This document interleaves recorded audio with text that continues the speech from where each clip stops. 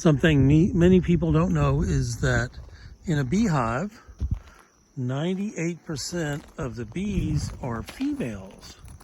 So all the worker bees are females. I gotta move out of what's called a flight path. You can see them flying in there maybe. So the only males in a hive are the drones, and that's a whole nother story I'll tell you sometime, but they've got the life of Riley until they die. But all of the worker bees, obviously the queen is a female. So all these guys you're looking at there, those are all female bees. So you can see how nice and busy they are. That means there's a nice, what we call a honey flow, so lots of flowers that are going on. In fact, we'll go over here because here's something called Christmas berry. And if you can see on the ends, there's all of these blossoms that are ready to bloom. And bees really like this stuff, so they'll be on this plant in the very near future. So anyway, this is one of our apiaries here at Paradise Meadows, and one of the places where our honey comes from. So, and we have a lot of honey this year, which is the good news. So I just want to give you an idea of what's going on, what they look like, and what they are doing when they're really, really busy. So I'm going to kind of walk down. One of the features of beehives, as a rule, is they're really ugly. They're you know, you buy the cheapest paint you can, which is the recycled paint where somebody mismixed it, mixed the wrong color, and so they go, I don't want that. Then we go buy it really cheap and we paint our boxes so they come out to be all these different colors. So here's a bunch of bees that have found another hole out of their hive. So they're not proud, they'll go out the front hole. It's mostly for us that we fix up that front entrance. And you can see here in this hive, we've actually restricted it some because this way the bees have less to protect. So there's predators and other kind of thing, wasp and varroa mite that want to get into there. And if it's a really small entrance, then it'll force them to be more protective and make it harder for those bad guys to get in there. So here's another one on the back. So wherever there's an opening, they use it. So here's some more bees. So our hives are doing really well here on the farm.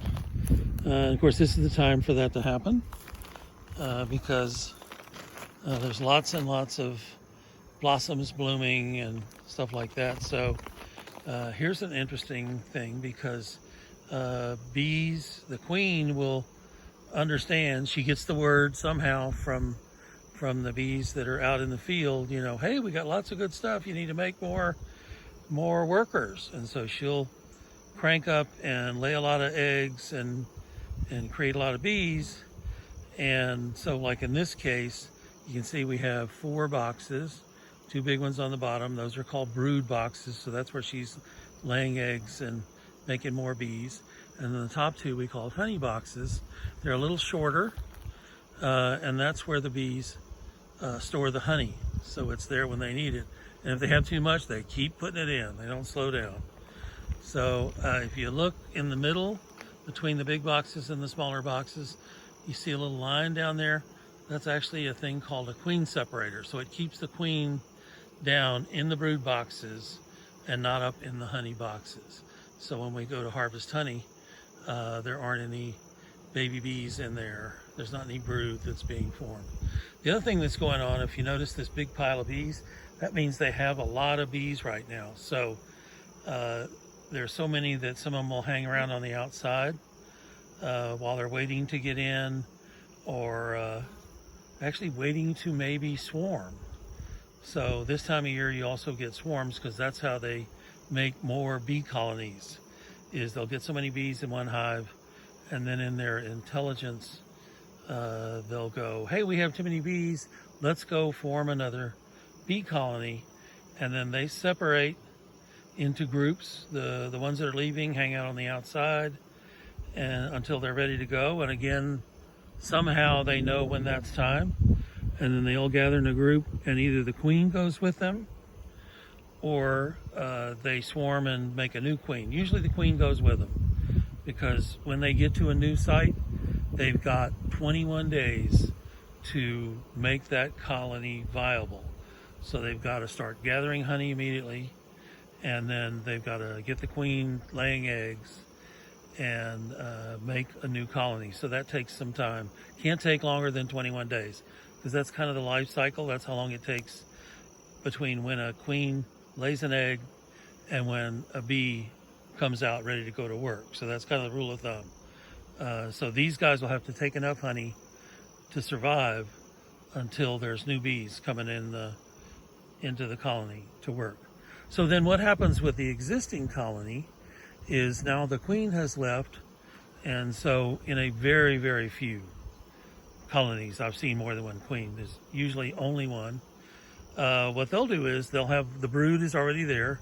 So as soon as the worker bees realize that the former queen has left with her new group of subjects, and she's gone to find a new colony, then they go, oh no, we're out of a queen. We need to make a new queen. And so they'll select the freshest eggs, and they change how they raise them. And what they do is they feed them an additional, they feed them royal jelly, which is a special substance they make up. Got a lot of protein, all kind of stuff. And that makes the queen, or makes the candidates for queen, change how they grow up. And their reproductive organs are larger and more proficient. And they actually have to make the cell that those are growing in a little larger. And they'll usually do 7 to 10 potential queen candidates, you can call them. And then that queen in that same 21 days will hatch and then she comes out as a queen. And the ugly story about bee life is her first job is to go and kill the other queen candidates. So how much like people they are. So she has pinchers, she doesn't have a stinger. So he actually goes into that cell where the queen is almost ready, and she will pinch her. I always picture her pinching your cheek. So she pinches the other queen until she's not viable anymore. And then she becomes the new queen. And then she has to go out on her mating flight, and then she will not lay eggs until she comes back from that mating flight. And a little more info, and this is a whole long, I'll have to do another video or 5. But in that flight, she will mate with 7 to 10, 20 drones. And all those drones, again, remember the only males in the hive are the drones. And she will receive all the semen for her entire life, which can be up to 5 years, more likely 2 or 3. But she'll have all the semen she needs to lay millions of eggs.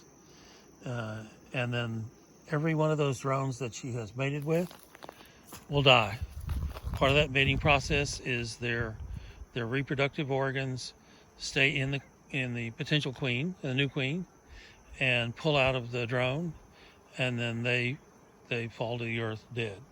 So it's a great life. They don't do any work at all except for that mating process. And once they've mated, they're done. So anyway, these are some of the hives. I was let you see some of the pinks and purples, and I was gonna see if I could get in another spot over here. So anyway, they're really, really busy, which we're glad, because not only are they making honey, but they're also pollinating our coffee and pollinating, we have some citrus on the farm and all this other stuff that needs to be pollinated. So you see all the yellow flowers, they love those. In fact, it gets so prolific sometime that the honey in the hive will actually turn yellow. They'll have so much pollen from these yellow weeds. And I could probably look them up and tell you what they are. But anyway, you see we have lots of those right now. So that's where a lot of the honey is coming from. It's also coming from the Christmas berry. And the eucalyptus is blooming now. So we have lots of stuff blooming all the time. And so that's why the bees love it here. So there you go. I wanted you to know that we have a lot of honey, and so I think we're going to run a little special. So if you like some really yummy honey, now's a good time. And And then I hope you enjoyed the video and keep looking for me. I'll be back. Aloha.